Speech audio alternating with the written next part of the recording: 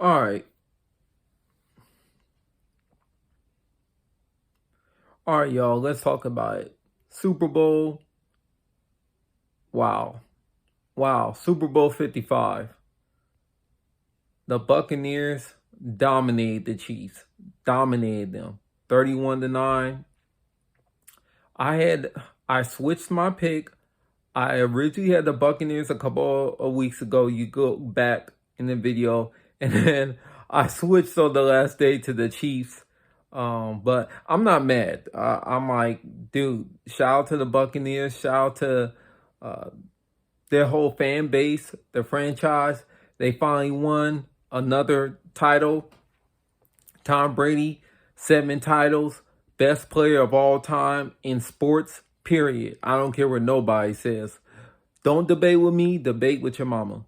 Uh, yeah, as far as the game goes, I thought that I thought the Chiefs offensively, obviously they didn't play good, but Patrick Mahomes, he wasn't that bad to me. I'm being honest, he wasn't that bad to me. The offensive line obviously was the biggest issue, but the second biggest issue to me was the lack of help on the outside with their wide receivers. He's trying to throw it to Tyreek Hill.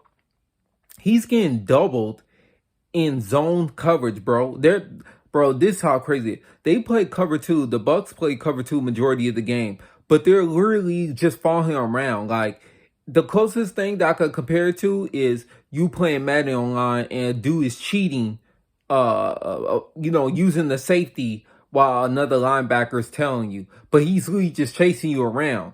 That's literally what they did. But in cover two, I was blown away about that. Like, that really shocked me that they was able to execute that as well as they did. And then they doubled Kelsey too majority of the game. There was a couple of times where he got one-on-one and he just wasn't able to deliver. He dropped the ball. Levante David, he's amazing. Devin White, he's amazing. We know what PP does. And Sue, but Vita Vea, he came through with the pressure.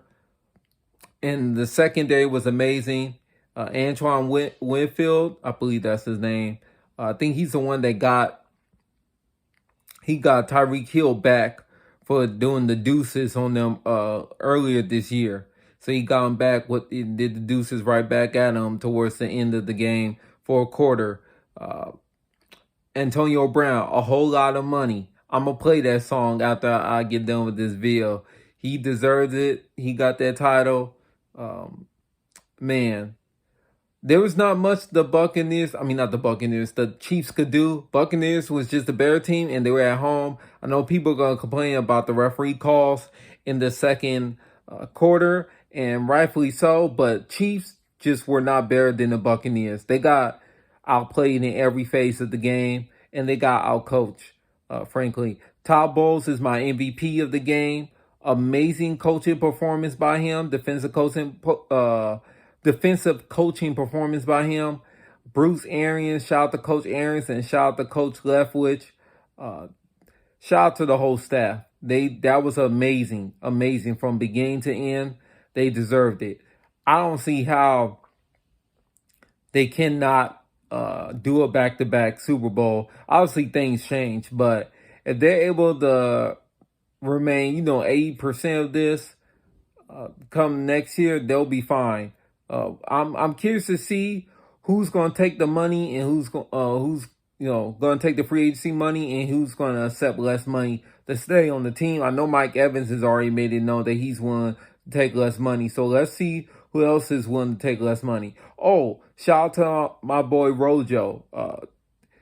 Ronald Jones from USC, he got a title. Leonard Fournette got a title. And I've been overly critical on Leonard Fournette, but he did his thing with the Buccaneers. Shady McCoy, another title, and he didn't even play. He's got 2 titles and didn't even play in those Super Bowls. That's crazy, but shout out to him as well.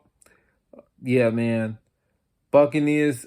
Look, the Buccaneers are the only team that I can think of in Super Bowl history where both times they have dominated. The first time they killed the Raiders, and then this time they killed the Chiefs. But yeah, man, Chiefs got to improve. they gotta improve the interior, regardless of the starters coming back and healthy next year. They need to improve the interior offensive line, and they gotta find some wide receivers on the outside to replace Watkins. Allen Robinson did nothing, and then I forgot who number 13 is. I barely ever really saw that dude or pay attention to that dude.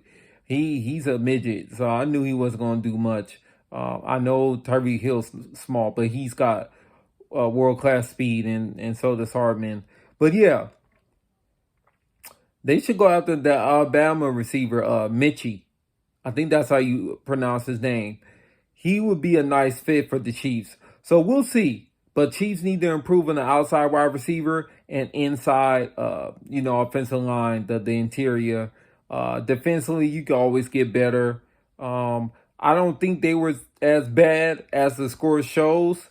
They did try to play as well as they could. They shut the Buccaneers down on a 4th and goal, but too many flags, and eventually Tom Brady let loose.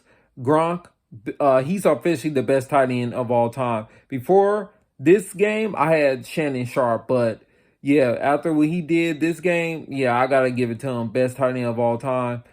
Give me your comments and your thoughts about the game. Who was your MVP? Who do you think was the most underrated player or underrated aspect of the game?